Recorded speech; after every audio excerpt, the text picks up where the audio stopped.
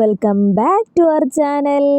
ഇന്നത്തെ നമ്മുടെ റെസിപ്പി എന്ന് പറഞ്ഞാൽ നല്ല അടിപൊളിയായിട്ടുള്ളൊരു പ്രോൺസ് റൈസ് ആണ് കേട്ടോ. കുട്ടികൾക്ക് ലഞ്ച് ബോക്സിലൊക്കെ തയ്യാറാക്കി കൊടുത്തുവിടാൻ പറ്റിയ നല്ല അടിപൊളിയായിട്ടുള്ളൊരു റൈസിൻ്റെ റെസിപ്പിയാണ്. പ്രോൺസ് ഒക്കെ കുട്ടികൾക്ക് ഇഷ്ടപ്പെടുന്ന ഒരു ഐറ്റം ആയതുകൊണ്ട് തന്നെ ഈ ഒരു റൈസും അവർക്ക് ഏറെ പ്രിയപ്പെട്ടതായി മാറും കേട്ടോ.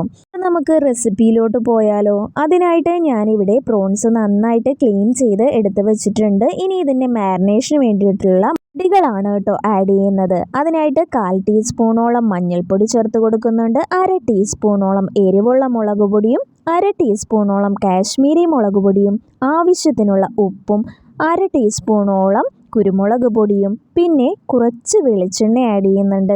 എന്നിട്ട് കൈകൊണ്ട് നല്ലതുപോലെ ഒന്ന് മിക്സ് ചെയ്തെടുക്കുന്നുണ്ട്. ഇനി അത് കുറച്ച് സമയം ഒന്ന് ഫ്രിഡ്ജിൽ വെച്ച് സെറ്റാക്കി എടുക്കേണ്ടതുണ്ട്. അങ്ങനെയെങ്കിൽ മാത്രമേ നമ്മുടെ ആ ഒരു പൊടികളൊക്കെ നന്നായിട്ട് ആ ഒരു ചെമ്മീനിലേക്ക് പിടിക്കുകയുള്ളേ.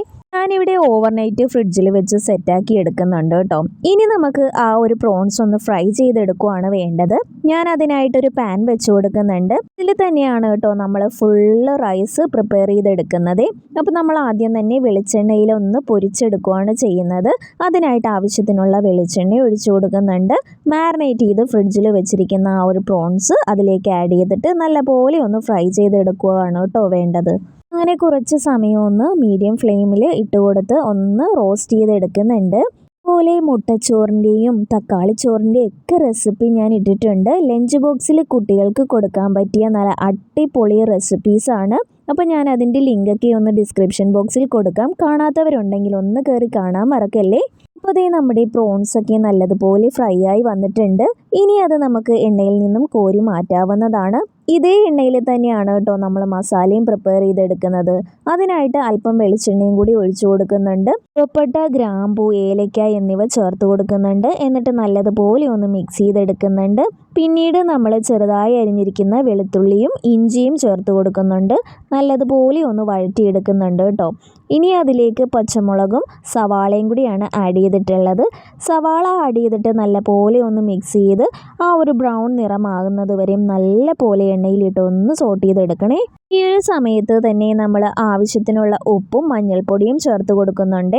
അല്പം മാത്രം ഉപ്പാണ് നമ്മൾ ഇതിലേക്ക് ആഡ് ചെയ്തിട്ടുള്ളത് കേട്ടോ. ഇപ്പോൾ നമ്മുടെ സവാളയൊക്കെ നല്ലതുപോലെ വെന്ത് വന്നിട്ടുണ്ട്.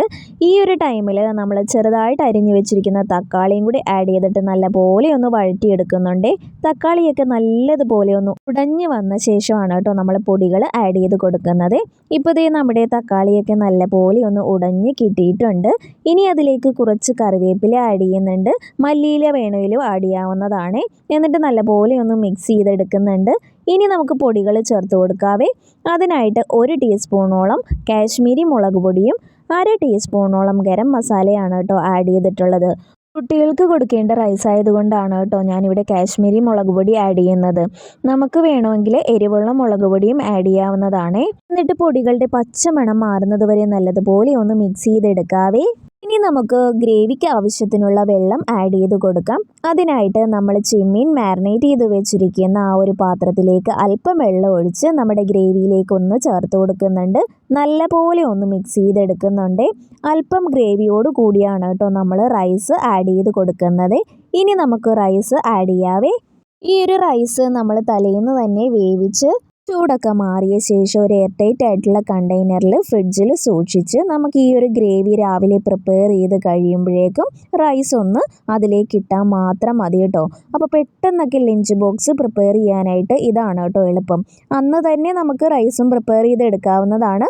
നമ്മളിപ്പോൾ പെട്ടെന്നൊക്കെ രാവിലെ എഴുന്നേൽക്കുമ്പോഴേക്കും തയ്യാറാക്കി എടുക്കണമെങ്കിൽ ഇതുപോലെ നമ്മൾ തലേ ദിവസമൊക്കെ ഒന്ന് റൈസ് വേവിച്ച് വെച്ച് കഴിഞ്ഞാൽ ഈ ഒരു ഗ്രേവി ഒന്ന് പ്രിപ്പയർ ചെയ്തെടുത്ത് ആ ഒരു റൈസ് ഇട്ട് കൊടുത്ത് ഒന്ന് മിക്സ് ചെയ്തെടുത്താൽ മാത്രം മതിയല്ലോ. രാവിലെ കുറച്ച് മടിയൊക്കെയുള്ള ദിവസങ്ങളിൽ നമുക്കിതുപോലെ ഒന്ന് പ്രിപ്പയർ ചെയ്ത് വെച്ച് കഴിഞ്ഞാൽ വളരെ എളുപ്പത്തിൽ തന്നെ ടിഫിൻ ബോക്സ് റെഡിയാക്കാവുന്നതാണ്. ഞാനതേ നമ്മുടെ റൈസൊക്കെ നല്ലതുപോലെ സെറ്റായി വന്നിട്ടുണ്ട്. ഇതിന് മുകളിലേക്ക് നമ്മൾ ആ ഫ്രൈ ചെയ്ത് വെച്ചിരിക്കുന്ന പ്രോൺസും കൂടി ആഡ് ചെയ്ത് കൊടുക്കുന്നുണ്ട്. ഈ ഒരു ടൈമിൽ തന്നെ നെയ്യിൽ വറുത്ത അണ്ടിപ്പരിപ്പും മുന്തിരിയും ഒക്കെ ചേർത്ത് കൊടുക്കാവുന്നതാണ്. ഞാനിവിടെ വേറെ ഒന്നും ചേർക്കുന്നില്ല. ജസ്റ്റ് ഈ ഒരു ഫ്രൈ മാത്രമേ കേട്ടോ ആഡ് ചെയ്യുന്നുള്ളൂ. ഇനി അതൊന്ന് കുറച്ച് സമയം ഒന്ന് മൂടി വെച്ച് ജസ്റ്റ് ഒന്ന് വേവിച്ചു കഴിഞ്ഞാൽ നമ്മുടെ പെർഫെക്റ്റ് ആയിട്ടുള്ള പ്രോൺസ് റൈസ് ഇവിടെ റെഡിയായി കിട്ടിയിട്ടുണ്ട്. അപ്പോൾ എല്ലാവർക്കും ഈ ഒരു റെസിപ്പി ഇഷ്ടമാകും എന്നുള്ള കാര്യത്തിൽ 100% ഷുവറാണ്. അപ്പോൾ എല്ലാവരും ഒന്ന് വീട്ടിൽ ട്രൈ ചെയ്ത് നോക്കി കുട്ടികൾക്ക് ലഞ്ച് ബോക്സ് ഒക്കെ ആക്കി കൊടുക്കണേ. ഈ ഒരു വീഡിയോ നിങ്ങൾക്ക് യൂസ്ഫുൾ ആയെന്ന് കരുതുന്നു. യൂസ്ഫുൾ ആയെങ്കിൽ ലൈക്ക് ചെയ്യാനും ഷെയർ ചെയ്യാനും ഇതുപോലെയുള്ള നല്ല നല്ല റെസിപ്പി വീഡിയോസിനായി എൻ്റെ ചാനൽ ഒന്ന് സബ്സ്ക്രൈബ് ചെയ്ത് സപ്പോർട്ട് ചെയ്യാനും മറക്കല്ലേ. Thank you for watching.